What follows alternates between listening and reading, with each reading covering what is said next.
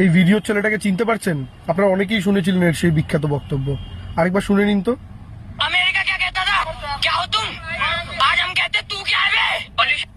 অর্থাৎ আমেরিকা कहता था क्या है तू, आज हम कहते हैं तू क्या है बे। নরেন্দ্র মোদীর বিদেশ নীতির দ্বারা উদ্বুদ্ধ হয়ে এই ছেলেটাও তখন মিডিয়ার টোপ খেয়ে ফেলেছিল।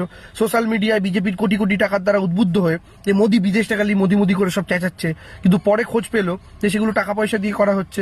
বিশ্বের বিভিন্ন নেতারা মোদীকে জড়িয়ে ধরছে। পরে জানতে পারলো এর আগে ভারতের প্রধানমন্ত্রীদেরও জড়িয়ে ধরতো। উল্টে সে দেখলো অপারেশন সিন্দুরে ট্রাম্পের থেকে ফোন এলো, ভয় অপারেশন থামিয়ে দিল, যেখানে আমাদের সেনাবাহিনী পায়ে পাকিস্তানে ঢুকে গেছিল। তারপরে সে দেখলো হঠাৎ করে এপস্টিন ফাইল না কি একটা বেরোলো, তার ভয়ে ভয়ে আমাদের দেশের প্রধানমন্ত্রী হঠাৎ করে রাশিয়ার থেকে, আমাদের পরম প্রিয় বন্ধু, তার থেকে তেল কেনা বন্ধ করে দিয়ে সেই আমেরিকা যে ভারত পাকিস্তান যুদ্ধের সময় বাংলাদেশকে আলাদা করার সময় পাকিস্তানের দালালি করেছিল, সেই আমেরিকার থেকে তেল কেনা শুরু করলো, রাশিয়ার থেকে তেল কেনা বন্ধ করে। হঠাৎ কি এমন ঘটলো? কেন আমাদের প্রধানমন্ত্রী এতটা ব্ল্যাকমেলড হচ্ছেন? কি এমন রয়েছে? কেউ বলে আদানির ফাইল খুলে ফেলবেন ট্রাম্প, যেটা আমেরিকাতে কেস চলছে। কেউ আবার বলেন এপস্টিন ফাইলসে তিনি কি করেছিলেন সেই চাবিকাঠি বা সেই পেন ড্রাইভ নাকি ট্রাম্পের কাছে রাখা। ভারতের পাসপোর্টের মান কমলো, সবকিছু কমে আজকে ভারত একটা বাজে জায়গায় পড়ে রয়েছে, যেখানে পাকিস্তান তো শত্রু ছিলই, আজকে বাংলাদেশের সাথে শত্রুতা, শ্রীলঙ্কার সাথে সম্পর্ক ভালো নয়, নেপালের সাথে সম্পর্ক ভালো নয়, চীন তো রয়েছে। অর্থাৎ ভারত চতুর্দিকে শত্রুদের দ্বারা ঘিরে রয়েছে। বন্ধুদের সাথে সম্পর্ক খারাপ হচ্ছে, শত্রুরা আরো বেশি শক্তিশালী হচ্ছে। এইটা হচ্ছে ভারতের বিদেশ নীতি। এটা বুঝে যাওয়ার পর আজকে এই ছেলেটা কি বলছে শুনুন। तू क्या है बे? पॉल्यूशन बढ़ता जा रहा है, महंगाई बढ़ती जा रही है, करप्शन बढ़ता जा रहा है, दिल्ली का AQI बढ़ता जा रहा है, डॉलर की वैल्यू बढ़ती जा रही है, क्राइम बढ़ता जा रहा है, पार्लियामेंट में मोस्टली क्रिमिनल्स भरे हुए हैं, रेपिस्ट बाहर घूम रहे हैं, मीडिया सिर्फ एक पार्टी की चमचागिरी करने में लगी हुई है। हमारे इंडिया का पासपोर्ट रैंक भी गिरता जा रहा है। कांग्रेचुलेशन, सब कुछ बढ़ता ही जा रहा है। फाइनली अब हम विश्व गुरु बन चुके हैं। अमेरिका क्या এবার कहता বুঝুন, था? এবার আপনারা বুঝুন, এই সেই ছেলে যে আমেরিকা ক্যা कहता था এই কথা বলে আপনাদের প্রত্যেকের নজরে এসেছিল, অর্থাৎ অন্ধভক্তের একজন প্রতীক হয়ে উঠেছিল এই ছেলেটা। সেই ছেলেটার অন্ধত্ব আজকে কেটে গেছে। ভগবান তাকে প্রকৃত অর্থে রেটিনা প্রদান করেছে। মিডিয়া, সোশ্যাল মিডিয়া, ইনস্টাগ্রামে রিল আর ইউটিউবের শর্টসের বেড়াজাল টপকে ছেলেটা বাস্তব দেখতে পেয়েছে। তো আমার সোশ্যাল মিডিয়ার অন্ধভক্তদের কাছে প্রশ্ন, এই ছেলেটা 2014-15-তে যে কথা বলতো, আজকে 2025-26-এ এসেও, 26-27-এর মুখে এসেও যারা এই ছেলেটার পুরনো সময়ের ছেলেটার রূপ এখনো ধারণ করে আছেন, তাদের বলছি এই ছেলেটার 6 বছর, এই ছেলেটার প্রায় 10-12 বছর পর ঘুম ভেঙেছে। আপনাদের ঘুমটা 10-12 বছর ভাঙার আগে দয়া করে আজকে ভাঙুন, প্রকৃত সত্যটা বুঝুন, অন্ধভক্তের অন্ধত্ব কাটান। কি আর বলবো, মানুষকে, পশ্চিমবাংলার মানুষকে কত এরা বোকা ভাবে জাস্ট একবার দেখুন। সোশ্যাল মিডিয়াতে বিজেপির বিরুদ্ধে কোনো কিছু পেলেই দেবাংশু সাথে সাথে পোস্ট করার অপেক্ষায় রাখে, আর সেটাকে পোস্ট করে দেয় গাধার মতো। কোনো কিছু বিচার বিবেচনা না করে যে কেন হয়েছে, কিসের জন্য হয়েছে, সেটা না দেখে শুধু বিজেপির বিরোধিতা হলেই সেটাকে নিয়ে পোস্ট করবে সোশ্যাল মিডিয়াতে, আর বাংলার মানুষকে সেটা বোঝাবে, বোকা বানাবে। নিজেদের ঘরে যে আগুন লেগে আছে সেটা দেখতে পাচ্ছে না। পশ্চিমবাংলার বর্তমান অবস্থা নিয়ে তাদের কোনো চিন্তা ভাবনা নেই, তাদের দেশ নিয়ে চিন্তা ভাবনা, দেশে কি চলছে। মানছি দিল্লির দূষণ বেড়ে গেছে, কিন্তু পশ্চিমবঙ্গের দূষণও তো কম নেই। কলকাতার দূষণ 400 পার হয়ে গেছে, 400 পার হয়ে গেছে, আর এর পরের বছর 500 চলে যাবে, দিল্লির মতন অবস্থা হবে। সেটা নিয়ে একবারও কথা বলবে না।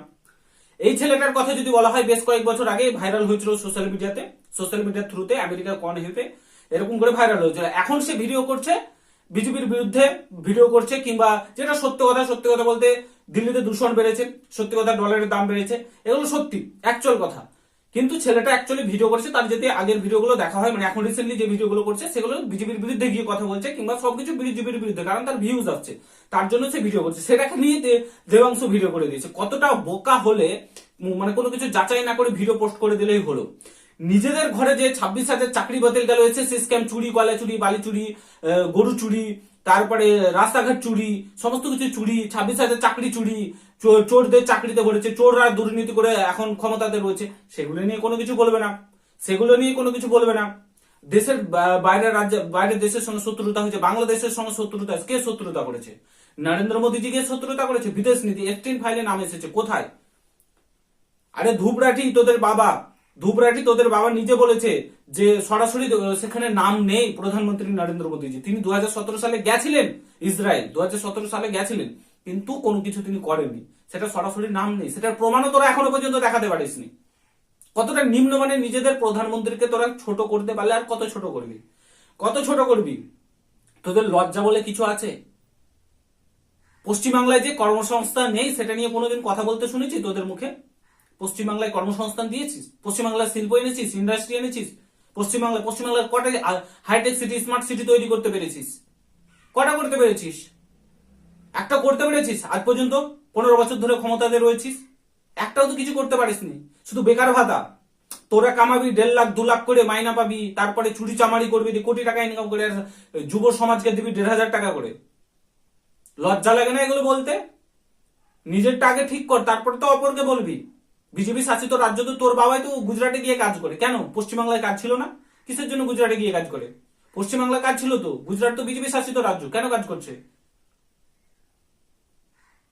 পশ্চিমবাংলায় অনেক কাজ আছে, তোরা বলিস তো কোথায়, কেন গুজরাট কেন যাচ্ছে? সেগুলো নিয়ে কোনোদিন বলতে শুনিনি তো তোদেরকে। পশ্চিমবাংলার 26,000 চাকরি চলে গেল, শিক্ষকদের মারা হলো, তারপরে এখন কর্মসংস্থান নেই পশ্চিমবাংলায়, নিয়োগ হচ্ছে না, কোনো কিছু নোটিফিকেশন নেই, চাকরির বিজ্ঞপ্তি নেই, কিছু নেই, শিল্প নেই পশ্চিমবাংলায়, ইন্ডাস্ট্রি নেই, হাইটেক সিটি নেই, স্মার্ট সিটি নেই, কলকাতায় দূষণ বাড়ছে, একদিনে তো বলতে শুনলাম না, আরজিকরের ঘটনাটা ঘটলো, ধর্ষণ বাড়ছে, সেগুলো নেই, কই তোদেরকে বলতে শুনিনি তো। একদিন বলে দেখা, তবে তো জানবো যে তোরা নিউট্রাল ভিডিও করিস, ভালো দুই দিকে দুই পক্ষের যে এইগুলোকে তুলে ধরিস।